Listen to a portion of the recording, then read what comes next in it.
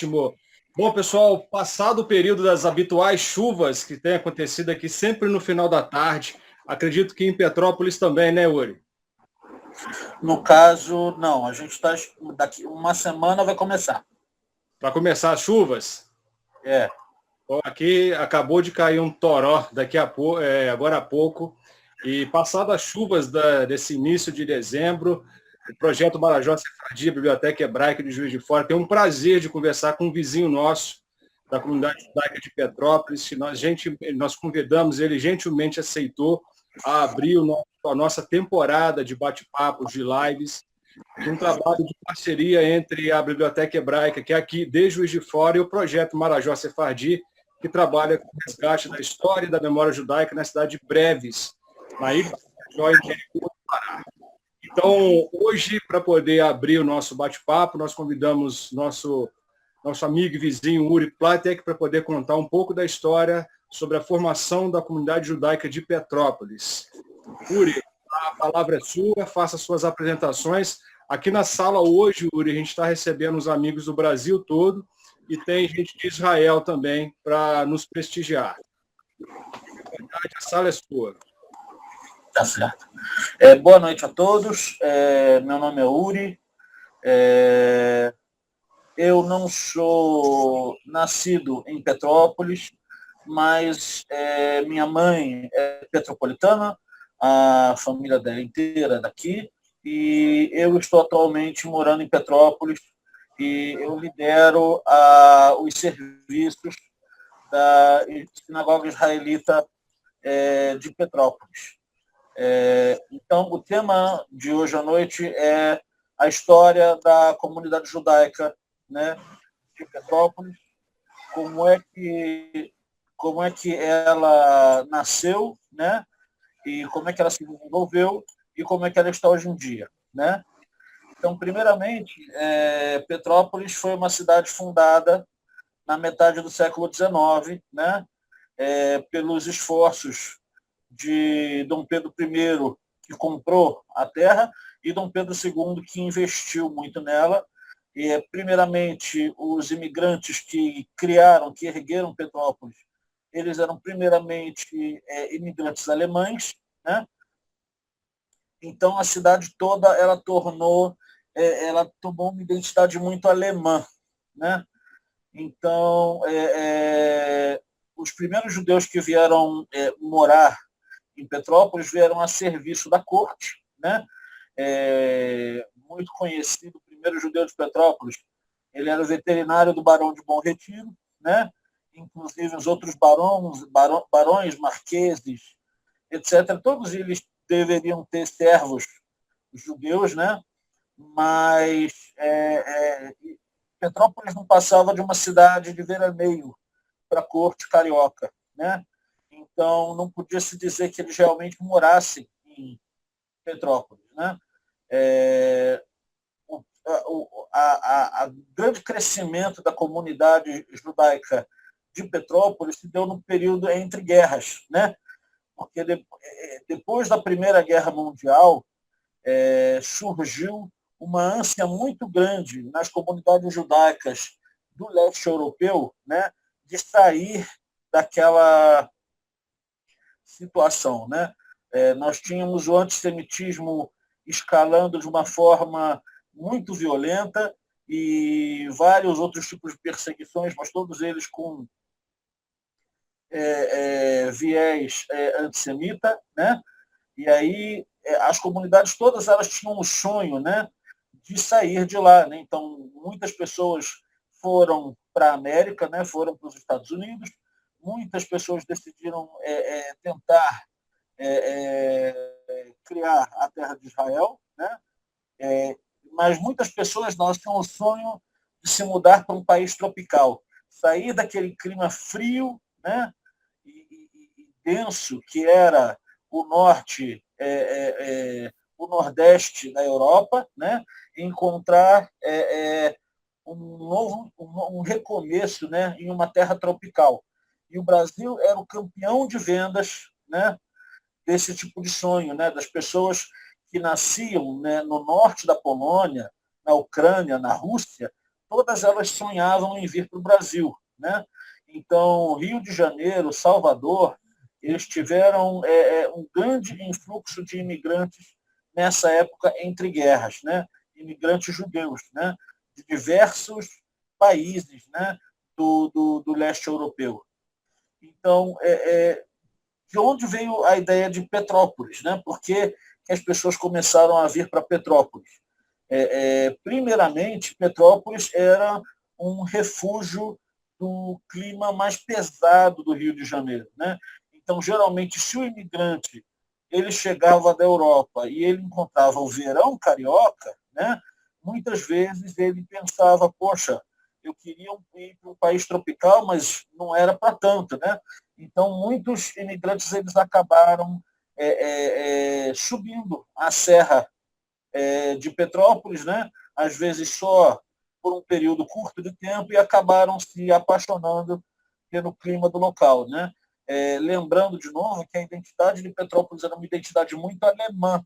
Então, se o imigrante, né, judeu do leste europeu, ele já era acostumado com essa identidade alemã, né? Ele já morava em locais onde se precisava falar alemão, onde eles tinham contato com a cultura alemã, eles conseguiam se aclimatar mais fácil, né? Então, os primeiros imigrantes de Petrópolis, desse período entre guerras, né, chegaram na década de 20, no meio da década de 20, né, todos eles com muito poucas posses, mas eles tinham muita experiência, né? Eles tinham muito conhecimento técnico, né? Então, eles eram rapidamente absorvidos, né, né, nas forças de trabalho aqui em Petrópolis. Eles conseguiam se erguer dentre essas forças de trabalho com muita agilidade, e em muito breve eles conseguiam abrir os seus próprios negócios, né?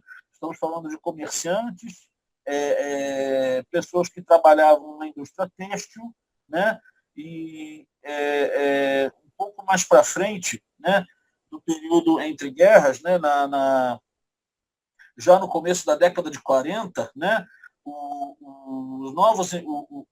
a nova leva de imigrantes já eram imigrantes que tinham mais posses, né, que eles já tinham um certo poder aquisitivo, né? Então você vê tecelagens, malharias, inclusive abriu em Petrópolis no final da década, no comecinho da década de 40, lapidarias, né, de ourives e lapidadores, né, que vieram da Bélgica, e eles abriram lapidações aqui em Petrópolis, né? Então, no começo, na década de 20, Petrópolis tinha basicamente 6 famílias judaicas que participavam da comunidade, né? E no, no, em 1940, aproximadamente, nós já tínhamos 100 famílias, né, judaicas morando definitivamente em Petrópolis. Não era mais para veraneio, né? Petrópolis já tinha uma identidade de polo têxtil, né? Então, muitas famílias subiam a Serra de Petrópolis procurando já oportunidades no ramo têxtil, né? Então, nós tínhamos diversas tecelagens, malharias, etc., né? Então, como é que era a comunidade realmente nesse início, né? Como é que eram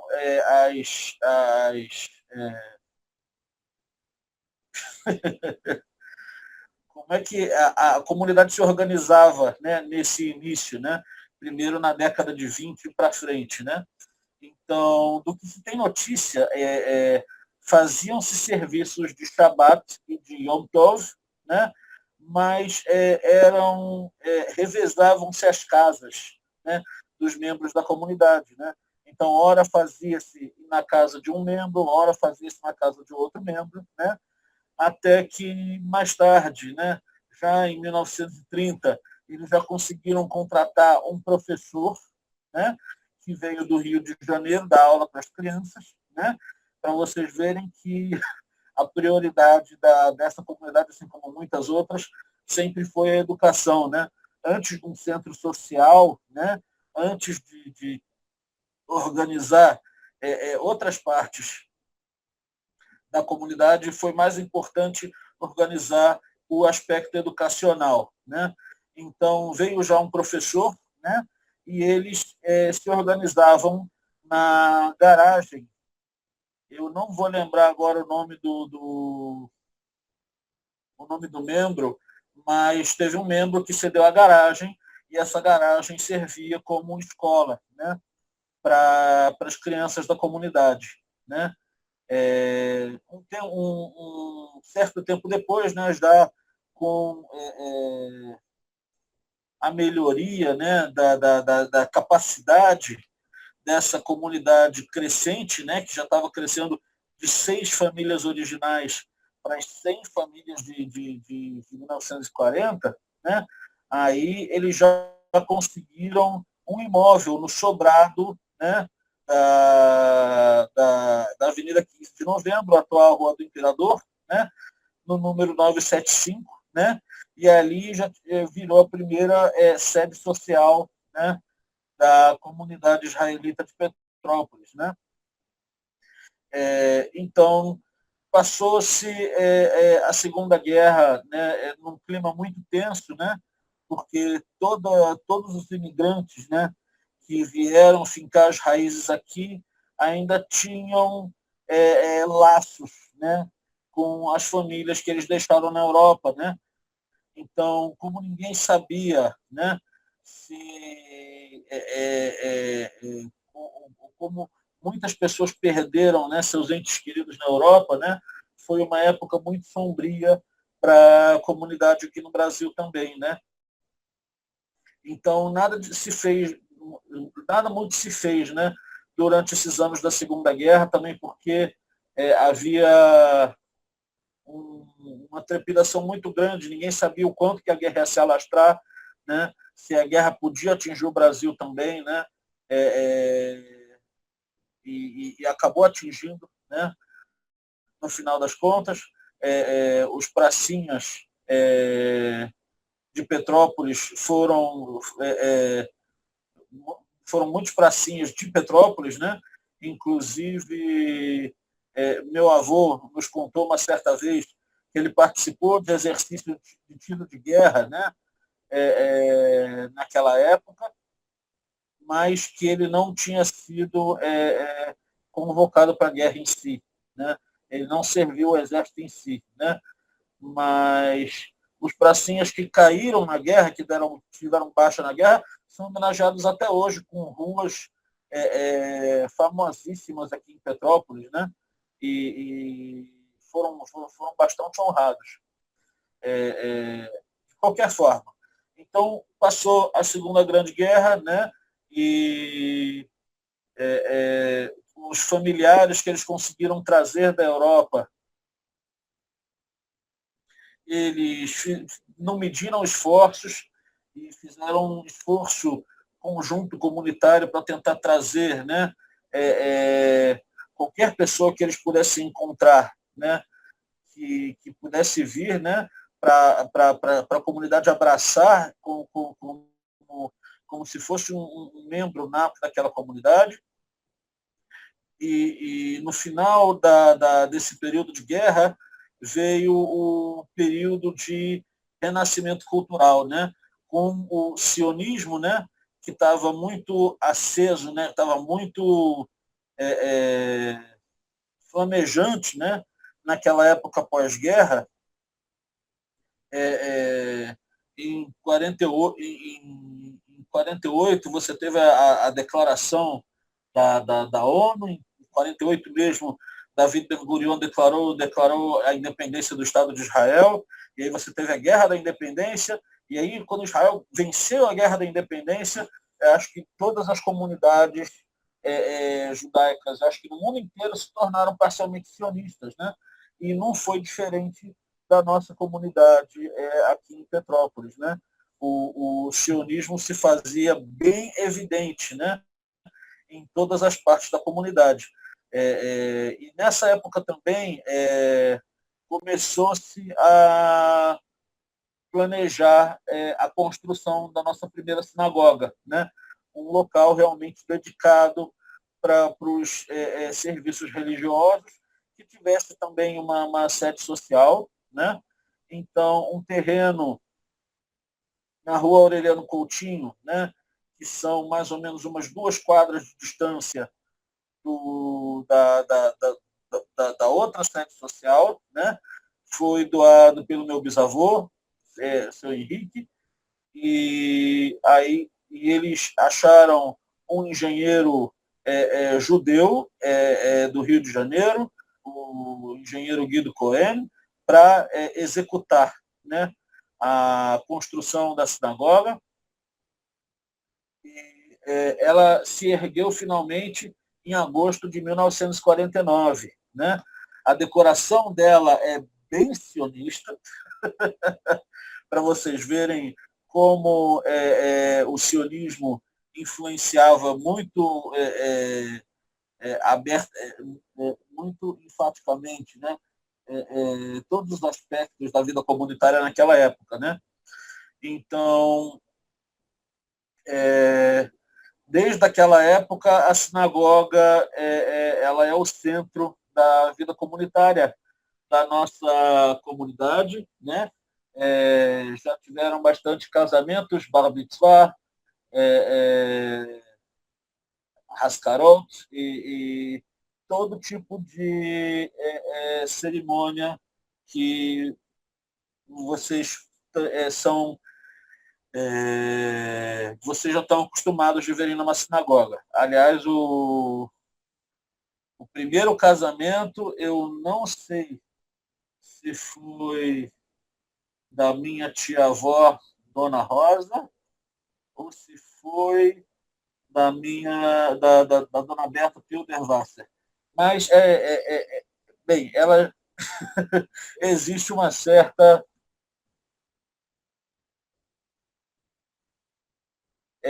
existe uma certa disputa quem foi que se casou primeiro, né? Mas eu acredito que tenha sido minha tia minha tia Rosa que se casou primeiro na sinagoga israelita de Petrópolis. Vocês podem ver, o tema é bem sionista, né, gente? Então, como é que ela se desenvolveu a partir desse período, né? Como eu já disse, a comunidade ela era bastante investida no ramo têxtil, né? E Petrópolis crescia muito como um polo têxtil, né? Então, a comunidade ela viu muita prosperidade, né? E continua prosperando bastante. Então, em 66, havia um rabino no Rio de Janeiro, o Rabino Binyamin, né? E ele tinha o sonho de criar uma yeshiva, de criar um colégio rabínico, né? E ele, junto com os membros de uma congregação no Rio de Janeiro, do Colégio Bar Ilan, eles resolveram criar a primeira yeshiva brasileira em Petrópolis, né? Que foi a Yeshiva Machane Israel. Essa yeshiva ela era, a princípio, né? Da Tileumi, né? Ela era de uma visão mais sionista do judaísmo, né? Mas, eventualmente, ela passou mais para o lado Hassid, virou, na verdade, uma yeshiva do movimento Chabad, do movimento Lubavitch. Né? Até hoje, a yeshiva ainda opera, né? No bairro Duarte da Silveira, e eles nos auxiliam, né? Com diversos aspectos da nossa vida comunitária. Né? Muitas vezes nós precisamos de alguém especialista para ler a Torá ou ler algum outro livro que é de difícil leitura, como a Megillat Esther, né, como o livro de Esther, ou o livro de Jonas em Yom Kippur. Às vezes nós precisamos de um senso mais religioso, uma conexão, né, mais direta com a nossa religiosidade. A gente liga rapidinho para a Yeshivá e eles sempre com muito carinho e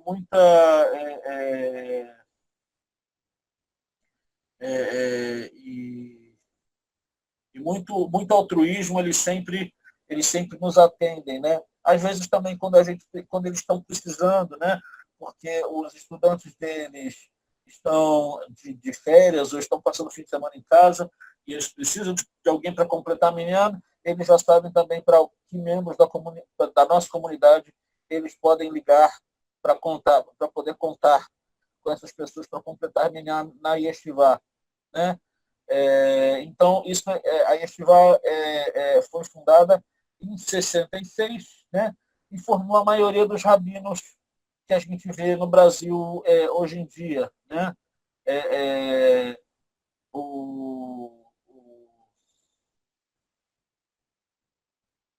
O rabino da Sinagoga Beit Avraham, do Largo do Machado, vários rabinos, né? O Rabino Zaguri, se eu não me engano, e diversos outros foram formados na Yeshiva de Petrópolis. Né?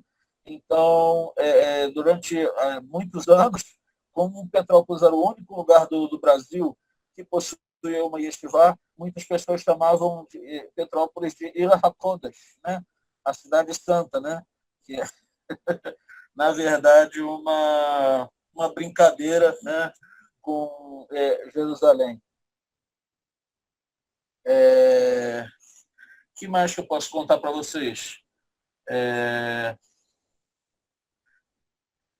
Nós tivemos também bastante problemas com como é que fala? Intermarriage, né? Que é o casamentos mistos, né? E nós fomos perdendo Muito obrigado, Washington. Valeu. Essa é a foto da Yeshiva Machane Israel, no bairro Duarte da Silveira. Né? Foi fundado com os esforços da família do seu Edmond Safra e os esforços também da congregação Barilá, no Rio de Janeiro. Hoje em dia ela é da doutrina Chabad Lubavitch. Uri, perdão, é uma novidade para mim saber que a Yeshiva de Petrópolis começou com a dinastia Tati-Leumi. E quem que foram os próprios petropolitanos que tiveram essa ideia desse Tati na época, você sabe? Não. A iniciativa de criar uma Yeshiva veio, na verdade, do Colégio Bar Ilan, em Copacabana, no Rio de Janeiro, que era um colégio da Tileumi, ainda é, na verdade, e eles estavam pensando no seguinte: tá, o aluno ele se formou aqui, mas ele não tem como continuar a formação religiosa dele. Né? Não tem como nós... basicamente, ele saía da escola já sabendo um pouquinho de judaísmo, mas não tinha onde ele se aprofundar. Né? Então, o Rabino Binyamin, que era rabino do Colégio Bar-Ilan, ele falou, não, a gente pode abrir uma yeshiva, né, para fazer formação rabínica, né, desses alunos que estão mais interessados em judaísmo. Né? Então, eles correram atrás e fundaram a Yeshiva Machane Israel com esse intuito. Né? Ainda mais porque, lembrando para vocês, que naquela época o sionismo ainda era muito forte. Né? Ainda havia uma chama muito forte no movimento sionista.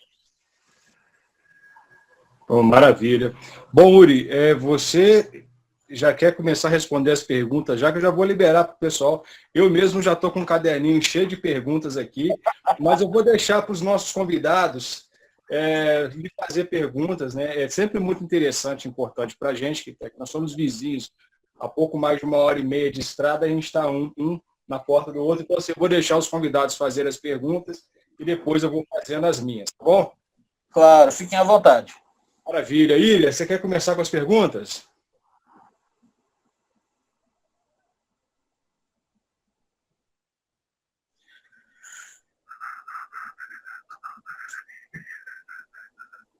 Alô, Ilha? Acho que a Ilha está offline, tá não? Está offline porque ela estava alimentando a nenenzinha dela. Uri, então eu vou aproveitar agora o meio tempo. Eu queria saber de você, assim, a sua família está em qual geração dos judeus de Petrópolis? É a primeira geração desse grupo? É a segunda? Qual parte vocês estão dentro desse movimento histórico? Então, meu bisavô, ele chegou no Rio de Janeiro em 26. Aham. Meu avô, ele já tinha nascido no caminho, né? Aham. Então, no primeiro carnaval, a minha mãe, ela acabou de me mandar que eles chegaram em 24. Em 24. E eles vêm da onde, Uri? Vieram, se não me engano, perto de Varsóvia. De Varsóvia. Da Polônia, então. Isso. É um poli. Uhum. É, As demais famílias eram polonesas? Então, nós temos famílias húngaras, romenas, mas a maioria era da Polônia, sim. Uhum. Lembrando que o sonho era o país tropical, né? Era você chegar naquele clima calorento mesmo do Rio de Janeiro. Então, foram poucas as famílias que, digamos assim, resolveram subir a serra, né? O meu bisavô, na verdade, a minha tia-avó, ela conta que eles subiram porque minha bisavó ficou muito assustada com o carnaval. É o que não era comum na Polônia, né? Imagina. A minha mãe está dizendo que tinham muitos imigrantes que também não conseguiram ir para os Estados Unidos, que também era um dos sonhos deles. Então, o que aconteceu? O meu bisavô, ele tinha uma lojinha de alfaiataria no Saara, né? E aí, então tinha uma lojinha de alfaiataria no Saara, e aí começou o carnaval, né? E minha bisavó falou, mas que arruaça é essa? O que está acontecendo? Meu bisavô falou, não sei, né? Então saíram os 4, né, para o meio da rua, né? Meu bisavô, minha bisavó, minha tia-avó andando de mão dada com a minha bisavó e o meu avô ainda do colo da minha bisavó, né? E aí eles entraram naquela bagunça e se perderam uns dos outros. E minha bisavó ficou muito assustada, né?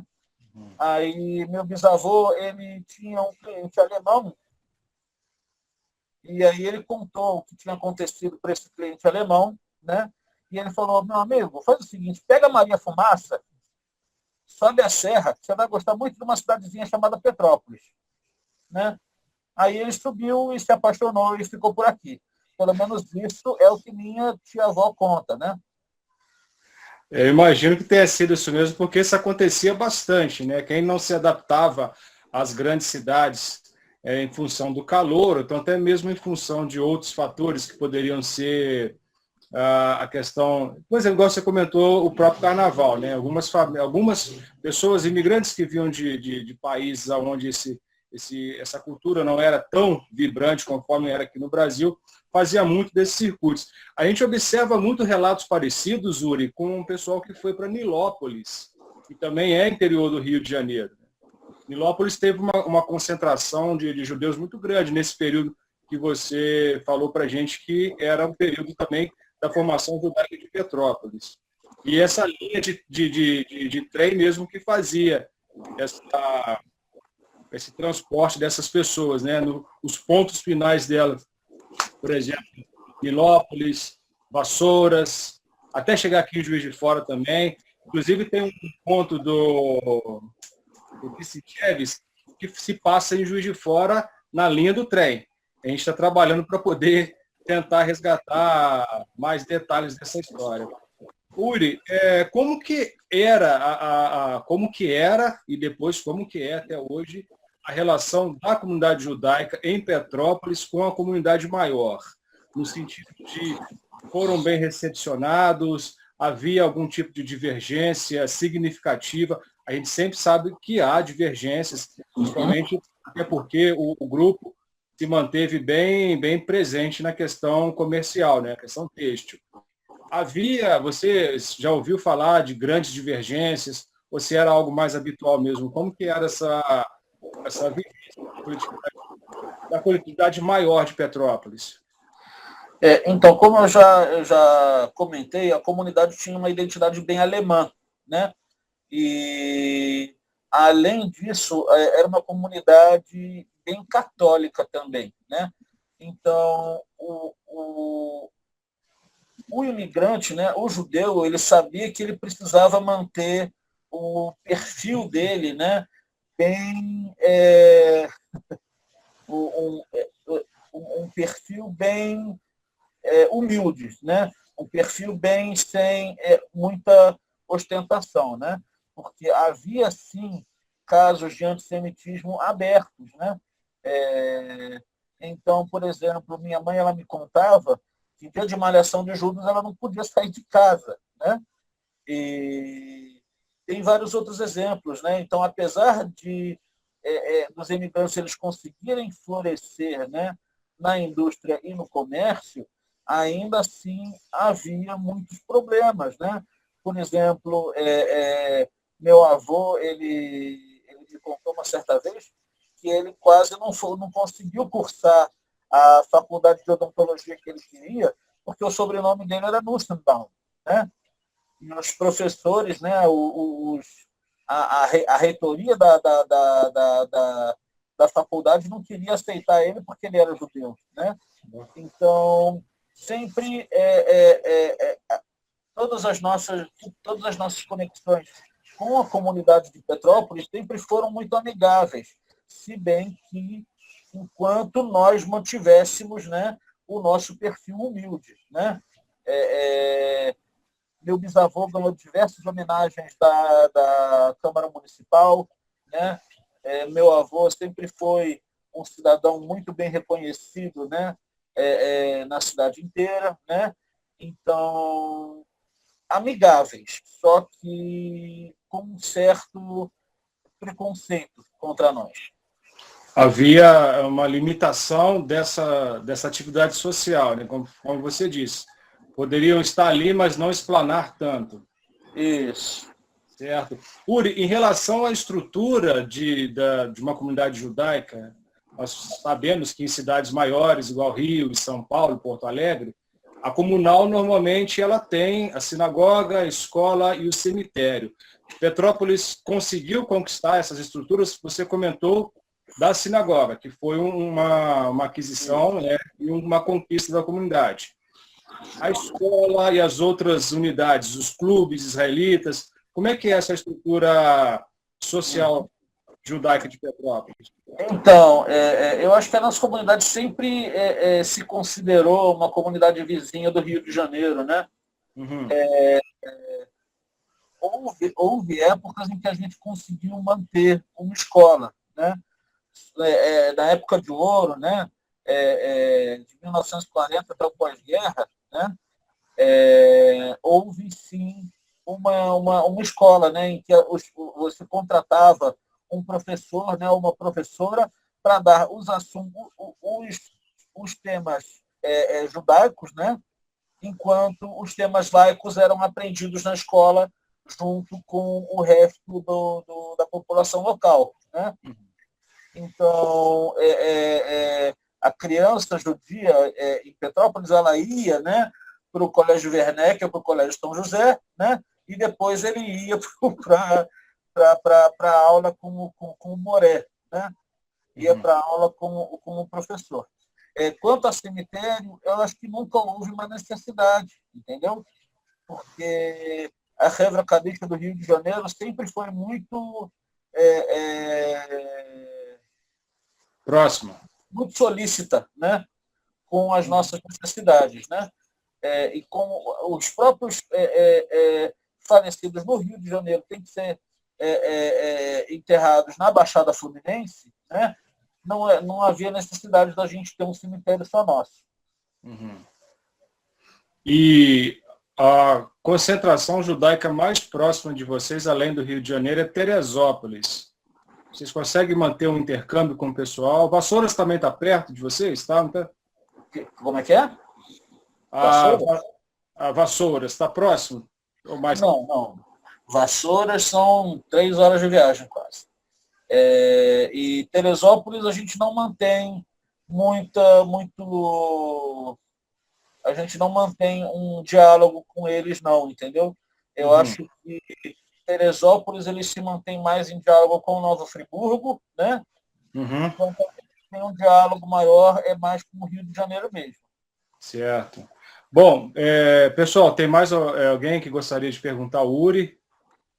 Pessoal de Juiz de Fora, pessoal de Petrópolis que está aqui assistindo, tem o pessoal de Israel, tem gente até da Manaus aqui também. Deixa eu confirmar aqui.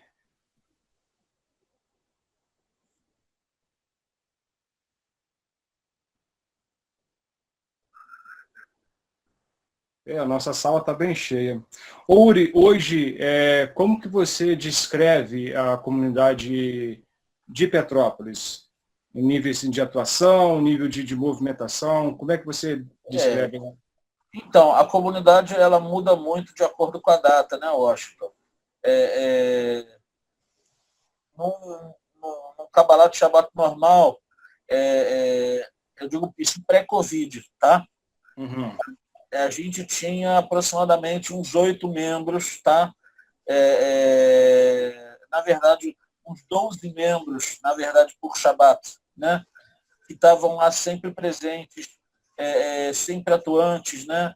Participando sempre com a gente. Já nas grandes festas, né? Rosh Hashanah e Yom Kippur, aí a gente tinha 60 pessoas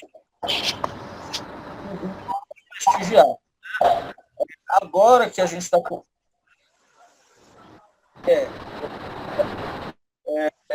a comunidade cada vez menor, né? Porque os pais educaram os filhos tão bem, né? Que aí os membros da segunda geração, né? Foram encontrar raízes em outros rios, né? E os da terceira geração nem se fala. Então, nós não estamos em crescimento, muito pelo contrário, né? A gente se encontra... Anne, você quer saber quantos membros? Eu não vou saber te dizer ao certo, porque, de novo, depende muito da época do ano, tá? Mas, atualmente, eu diria que nós temos 20 membros, tá? E, às vezes, nas grandes festas, nós conseguimos chegar a 30, 40, tá? Mas, de novo, nós estamos em declínio, né? O Covid ele não ajuda, então agora nós estamos passando o Kabbalat Shabbat com 4, 5, 6 pessoas, talvez. Uri, em função até do rito que a Sinagoga de Petrópolis estabelece, né, por ser o rito mais ortodoxo, vocês chegaram a se abrir, a disponibilizar os ritos para as outras famílias no meio virtual ou não? Mantiveram só a questão do presencial? Então, nós só temos serviços presenciais, tá? Nós não abrimos nenhuma plataforma virtual, tá? Também porque a gente chegou à conclusão que a gente chegou à conclusão que se a gente fosse oferecer, né, um serviço virtual, não seria tão bom, né, quanto o serviço virtual, por exemplo, das sinagogas reformistas de maior renome, né? Então, quem precisa de serviço virtual tem bastante, não está faltando, né? Exatamente. E então não tinha por que a gente entrar nesse dilema no se sim ou se não, né? Já que não estava faltando, entendeu? Então não era uma coisa que a gente estava precisando oferecer. Então não, a gente não ofereceu nenhum serviço virtual, não. Também porque Maravilha. a gente não celebra as rezas no dia de semana, né? E no Uhum. Shabat você tem essa complicação do dilema religioso. Isso. A Cecília Chaplin comentou que hoje a liturgia é formada dentro da dinastia Rabbad. Eu Isso. já estive presente, eu consegui assistir, e isso também caracteriza o fato de manter o tradicionalismo mais em evidência, né? De não partir exatamente para as questões virtuais. Uma vez você também comentou que muitas outras sinagogas estão oferecendo. Isso. A nossa liturgia realmente é Chabad, mas como é uma sinagoga conservadora, né? Nós não somos uma comunidade ortodoxa, né? As decisões que a gente toma quanto aos nossos serviços são realmente decisões próprias, entendeu, Washington? Uhum. Então, foi a gente mesmo que sentou, né, e discutiu que não valia a pena você abrir mão, né, da, da, do nosso patamar religioso para oferecer um serviço que já estava disponível, entendeu? Entendi. Perfeito também, porque exatamente quando a comunidade ela vai conversando e decide coisas em comuns para o bem comum, isso mostra que por mais que tenha poucas pessoas físicas ali, as pessoas que estão, elas são atuantes e fortes para poder garantir a continuidade do judaísmo no Brasil. Bom, pessoal, Por alguém enquanto. gostaria de fazer mais uma pergunta? Boa noite, eu gostaria, tudo bem? É o Flávio Tudo bem. Vaz. Ô, Flávio Vaz. Boa noite, então. Shalom, shalom, Uri, tudo bem? Eu Shalom, gostaria de saber, de você aí, num cenário pré-Covid, antes da pandemia, como é que era essa questão da sua assiduidade às festas, às celebrações judaicas dentro das épocas próprias? E também, dentro dessa mesma pergunta, como vocês fazem para trabalhar um plano de ação de coesão da comunidade diante desse cenário aí? Então, Flávio, eu preciso que você só repita a primeira partezinha da pergunta que eu não entendi. Sim. No cenário pré-Covid, como era a civilidade, participação da comunidade nas festas, Atividade. no calendário judaico? É isso.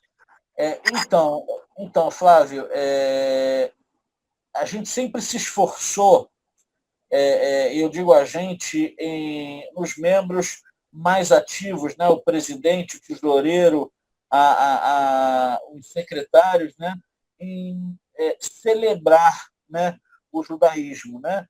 Então, como é que a gente fazia para a gente trazer mais pessoas para dentro da sinagoga? Né? Pré-Covid, basicamente a gente precisava anunciar, né, que ia ter serviço e que ia ter celebração, né?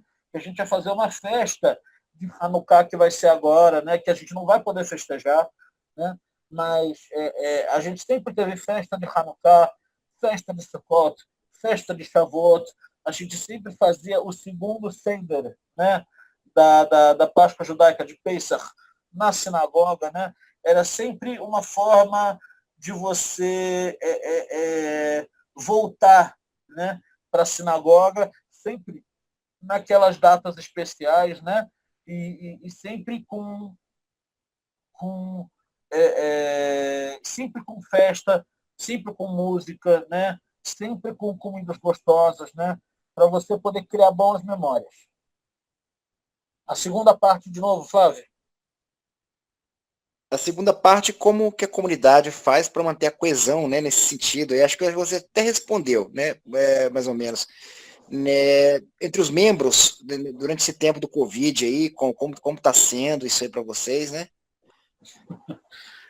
Então, Flávio, a coesão sempre foi um problema muito sério, né? Porque o que é necessidade para um, às vezes não é tão necessário para o outro, o que é tabu para um, às vezes não é tabu para o outro, né? Então, principalmente, Flávio, eu acho que você manter o respeito quanto à individualidade judaica, né, do outro membro é primordial se você quiser manter uma coesão, né? Porque você sabe que 2 judeus numa ilha deserta tem 3 sinagogas. Você sabe disso, né? Perfeito, perfeito. É uma que você sempre vai, uma que você vai às vezes e uma que você nunca põe o pé ali. Então, já aconteceu da nossa comunidade se dividir, infelizmente, né, por causa de uma discussão, eu acho, boba, a meu ver, né, sobre o jeito que as mulheres podem ou não podem sentar na sinagoga, e nós acabamos nos dividindo. Eu acho isso uma coisa muito triste, né? Então, eu acho que se a gente conseguir respeitar, né, a individualidade religiosa de cada um, né, nós conseguimos manter uma certa coesão, né? Se você for muito radical, né, na sua visão religiosa, você vai acabar sendo um judeu que só tem uma sinagoga para si. Entendeu? Certo. Uri, Marcel Fonseca faz o seguinte, ele elogia a sua explanação. Surgiu uma dúvida para ele que é inerente praticamente a todos os grupos étnicos e culturais, que é a preservação da cultura, da tradição e da memória, sobretudo em função de uma juventude que acaba cedendo aos prazeres mundanos, entre aspas. Este pergunta o seguinte, né? De que modo a comunidade judaica de Petrópolis tem se articulado para trazer os jovens descendentes e perpetuar as manifestações culturais judaicas? Uhum. Então, a juventude, né, sempre foi um tema muito importante, né? Eu acho que o que mais consegue atrair o jovem hoje em dia para o judaísmo, né, é a educação israelita, né? Então, eu, por exemplo, eu cresci em colégios israelitas, né? Eu me eduquei em colégios israelitas e isso me trouxe, né, uma identificação judaica muito forte, né? Enquanto isso, se você tem jovens da comunidade judaica que vão ser educados em colégios ou laicos ou até cristãos, né? E eles não têm nenhuma identificação com a comunidade judaica. E isso acaba sendo uma infelicidade, né? Mas, de novo, eu acho que você adoçando o calendário judaico, você passando mel no calendário, é uma das maneiras mais legais que você tem de atrair não só os membros mais assíduos, como também os jovens, né? Você fala, não, nós vamos ter festa, e nós vamos ter celebração, né? E vai ter música, vai ter dança, né? Vai ter socialização, né? Venha encontrar os outros membros da sua comunidade. Eu acho que esse tipo de convite é sempre muito bem-vindo quando a gente fala sobre juventude, né? A gente fala sobre atrair o jovem. Então, na nossa sinagoga, por exemplo, um dos passos que a gente fez foi criar um quartinho, né? Um playground, né? No terceiro andar da sinagoga, onde as crianças elas podem brincar, assistir filmes, e se entreter, né? Enquanto a gente está fazendo as partes mais chatas, né? Enquanto a gente está rezando, na verdade, né? Eu não consegui usufruir disso quando eu era criança, né? Com certeza, se eu conseguisse me lembrar da sinagoga como um lugar que eu vou para fazer brincadeira, para fazer arruaça, com certeza seria um destino muito mais atrativo aos meus olhos do que ele era, né? A sinagoga, para mim, era um lugar onde sempre tinha gente com cara feia, né? Fazendo um negócio chato e mandando eu ficar quieto. E muitas das vezes falando uma língua que não nos soava tão convidativas, né? Todo mundo com o livro aberto, só que eu não entendia nada do que estava escrito no livro. Né? Bem, então, hoje em dia a gente já tem um quarto de brincadeira, a gente já tem cheio de joguinhos e brincadeiras lá em cima para as crianças poderem se entreter. Também tem música, tem dança, tem festa, entendeu? Tem socialização, e eu acho que isso atrai muita juventude. Maravilha. Uri, aqui Vera Benzecri, pelo chat de Roberto Benzecri, ela parabeniza pela excelente explicação e comentou que conheceu seu avô Samuel e a tia Raquel. Ela disse que é sobrinha da Leia Chaisuk. A sua mãe comentou aqui embaixo que é sua mãe e que o mundo é pequeno. Realmente é, né, Cecília? O mundo é muito pequeno. Bom, pessoal, mais alguém tem alguma pergunta para poder fazer? A Anne Benchmol, de Manaus, está aqui com a gente também. Obrigado, Anne, pela presença. Tem bastante gente aqui, tem gente de Brasília, gente daqui de Juiz de Fora. Bom, eu gostaria de parabenizar todos vocês pela iniciativa das apresentações, pelas apresentações em si. Parabéns, Uri. Maravilhosa sua apresentação. A gente pode até sentir o friozinho de Petrópolis e todo o ambiente contado por você. Parabéns aí para todos. Muito obrigado. E obrigada pela oportunidade de participar. Maravilha, Ana. Muito obrigado a você pela presença. A Ana faz parte da comunidade judaica de Manaus, né, Anne? Isso, exatamente. Aqui também nós temos uma bela história de 200 anos de comunidade. E o dia que quiserem ouvir um pouquinho, vai ser um prazer contar para todos vocês. Maravilha, Anne. Nós já estamos montando a nossa agenda para 2021, para que a gente possa realmente... É minha missão, Anne, fazer a história do Norte chegar para a gente aqui do Sudeste.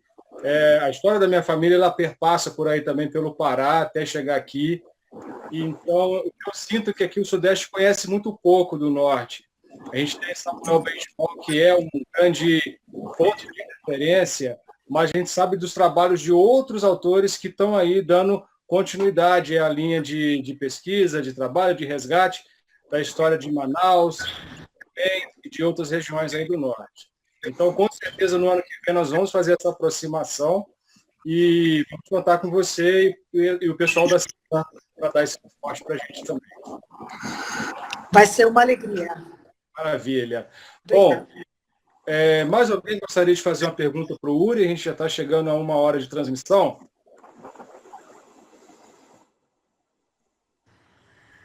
Bom, pessoal, então é o seguinte, agradeço a vocês que estão aqui com a gente hoje. Nós, no decorrer de mais 3 quartas-feiras, vamos estar organizando outros encontros. Na próxima quarta-feira, às 19 horas, nós vamos estar com a professora Silvia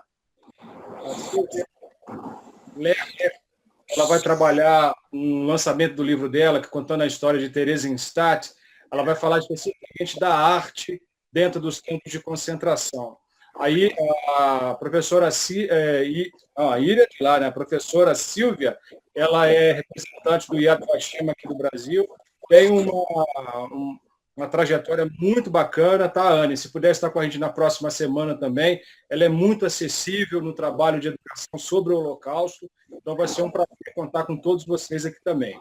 Na nossa 3ª semana de dezembro, nós vamos receber a advogada e mestre em filosofia, Evânia Soares, que vai trabalhar o processo da Inquisição em Minas Gerais. Ela vai apresentar especificamente o processo sobre 2 mulheres, e ela vai fazer um apanhado sobre a ótica de como foi o julgamento dessas mulheres há 400 anos atrás, sobre uma ótica de hoje, fazendo esse comparativo das leis brasileiras com as leis da Inquisição. Esse trabalho dela também foi uma dissertação de mestrado que acabou virando um livro, e nós vamos trazer ela aqui para poder conversar com a gente. E no dia 17 de dezembro vai ser a vez de Ilcom Neve. Ele é da sua região, né, Anne? Ele é do Norte de Alto. Ele vai trabalhar algumas coisas da literatura dele, principalmente Onde Estão as Flores, onde ele conta, Uri, essa trajetória belga, né, durante o período do nazismo até chegar ao Brasil. Então, também o convite fica extensivo a todos vocês. Pessoal, eu gostaria de agradecer a todos, desejar uma excelente quarta-feira, uma semana. Bom, e eu preciso também fazer aquela linha, né, do profissional de saúde. Desejar que todos mantenham assim, os seus resguardos do distanciamento social, uma higiene rigorosa das mãos, das vias aéreas, reforço na hidratação. Eu já estou com um texto até já marcado de tanto que a gente está reforçando isso, porque, infelizmente, o Covid está ganhando mais uma força. Esses encontros virtuais nos ajudam a manter nossa agenda e eles são extremamente importantes para isso, para que a gente possa manter os nossos compromissos sem a presença, porque nesse momento agora o que nós mais queremos para 2021 é que a vacina chegue e que a gente possa aí imunizar todo o Brasil. Bom, pessoal, é isso. Falei demais, mas falei com o coração. Espero que vocês tenham gostado desse primeiro dia. Uri, muito obrigado. Até uma próxima visita. Até a próxima. Tchau, tchau. Muito obrigado. Obrigado, Bruno, pela assistência e a todos presentes. Tchau, tchau.